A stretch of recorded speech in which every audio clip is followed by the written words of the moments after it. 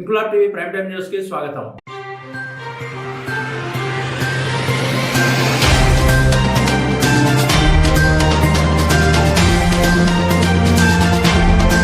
వైఎస్ఆర్ కడప జిల్లా కాజీపేట మండలంలో యూరియా దొరకక రైతులు కష్టాలు పడుతున్నారని వైసీపీ మండల కన్వీనర్ డి మురళీమోహన్ రెడ్డి విమర్శించారు. నేడు కాజీపేటలో ఏర్పాటు చేసిన మీడియా సమావేశంలో ఆయన మాట్లాడుతూ యూరియా అధిక ధరలకు విక్రయిస్తున్న సంబంధిత అధికారులు చూసి చూడనట్లు వ్యవహరిస్తున్నారని, యూరియా దొరకక రైతులు నానా అగజాట్లు పడుతున్నారని విమర్శలు గుప్పించారు. ఈ సమావేశంలో వైఎస్ఆర్సీపీ జిల్లా ప్రధాన కార్యదర్శి పివి రాఘవరెడ్డి, మైదుకూరు నియోజకవర్గం రైతు విభాగం అధ్యక్షుడు నాగిరెడ్డి, కూనవారిపల్లె సర్పంచ్ భూమన సుబ్బారెడ్డి, దుంపలగట్టు సర్పంచ్ కృష్ణారెడ్డి, వైఎస్ఆర్సీపీ ఆర్గనైజేషన్ సెక్రటరీ వెంకట సుబ్బయ్య, మండల యువత అధ్యక్షుడు రమణ, మండల నాయకుడు కొండారెడ్డి, పార్టీ కార్యకర్తలు పాల్గొన్నారు.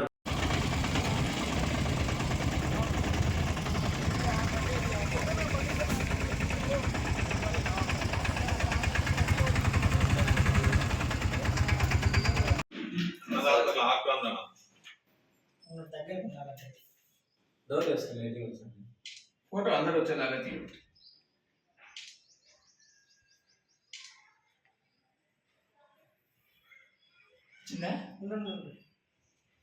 ఫోటో दी भाषा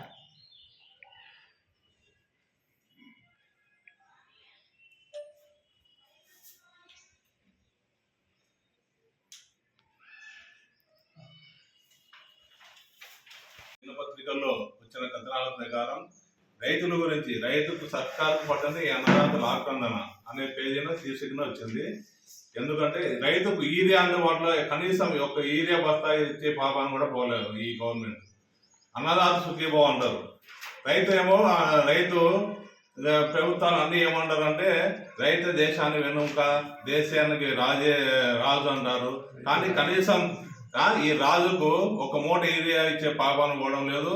కనీసం చంద్రబాబు నాయుడు గారు ఏం చెప్పారంటే అన్నదాత సుఖీభావం అని చెప్పి సంవత్సరానికి 20,000 రూపాయలు ఇస్తామని చెప్పినాడు. కనీసం సంవత్సరానికి 10,000 రూపాయలు ఇచ్చిన పాపాన్ని పోలే, 10,000 ఇచ్చాడు అంతే. అది ఇంకా ప్రధాన 2 సంవత్సరాలకు ఇంత దయనీయ పరిస్థితుల్లో ఈ గవర్నమెంట్ ఉంది.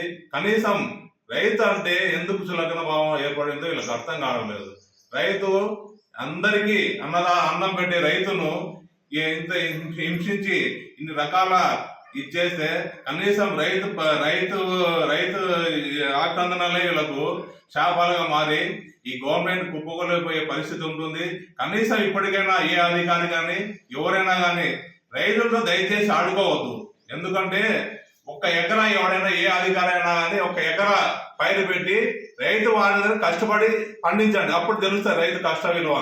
కానీ ఇంతవరకు కనీసం యూరియా ఏమంటారు ఏవో గారు, యూరియా ఇప్పుడు లాస్ట్ మూమెంట్ లో నేను అందించిన 300తో అందించిన అంటారు. 400 ఆర్బీఐలకు ఇవ్వచ్చు, అందరికి ఆర్బీఐలకు ఇచ్చి 270 రూపాయలు రైతులకు ఎందుకు ఇవ్వకూడదు? ఒకే ఒక ఏజెన్సీ పెట్టుకొని అతనిగా సప్లై చేస్తూ అతను ఆడిందే ఆటగా ఈ కాజీపేట మండలంలో కొనసాగుతుంది. ఇప్పటికైనా దయచేసి ఆ ఏజెన్సీ అయినా కానీ వాళ్ళైనా కానీ రైతు కుటుంబం నుంచి వచ్చినోడే. రైతులు గోడు పట్టకుండా రైతులు ఇష్టం వచ్చినట్టు నువ్వు ఎన్ని వికారాలు పడినా కానీ ఎప్పుడోసారి నీ పాపం పండుతుంది. మేము చేసే ఇది ఇప్పటికైనా కానీ కళ్ళు తెరిచి రైతుల గురించి ఆలోచన చేయండి. ఇదే విధంగా కొనసాగితే మేము వైఎస్ఆర్సీపీ తరఫున లేకపోతే రైతులందరి తరఫున పోరాటం చేయాల్సి వస్తుందని విన్నవించుకుంటున్నాము. చంద్రబాబు గవర్నమెంట్ వచ్చినాక తిరుమల లడ్డు అని పెట్టినారు. తిరుమల లడ్డు కల్తీ జరిగింది, కొవ్వు ఉంది, ఆవు కొవ్వు ఉంది, పంది కొవ్వు ఉంది అని చెప్పి చాలా యాగిరి చేశారు గవర్నమెంట్. కనీసం వీళ్ళు ఇదే గవర్నమెంట్ లో అధికార పక్షం ఉంది. ఈ గవర్నమెంట్ లో సిబిఐ, వాళ్ళ గవర్నమెంట్ లోనే సిబిఐ ఏం చెప్పింది, ఎక్కడ కల్తీ జరగలేదని చెప్పింది. ఆ రోజు సనాతన ధర్మపరుడు అని చెప్పి పవన్ కళ్యాణ్ గారు అలిపేరు నుంచి కాలి మార్గం గుండా స్వామివారికి వెంకటేశ్వర స్వామి కాడికి పాప ప్రక్షాళన చేయాలని చెప్పి నడిచిపోయినాడు.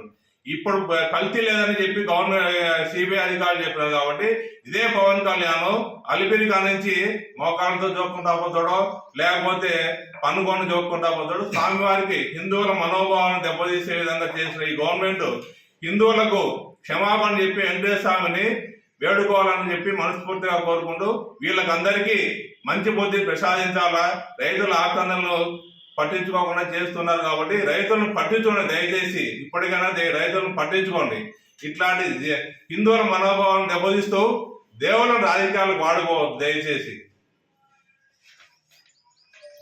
ఇన్క్లాబ్ టీవీ వీడియోలు మీకు నచ్చినట్లయితే లైక్ చేయండి, షేర్ చేయండి, కమెంట్ చేయడం మర్చిపోకండి. సబ్స్క్రైబ్ చేయని వాళ్ళు వెంటనే సబ్స్క్రైబ్ చేసుకోండి. మా వీడియోలు మీరు వెంటనే చూడాలనుకుంటే కింద ఉన్న గంట సింబల్ని గట్టిగా కొట్టండి.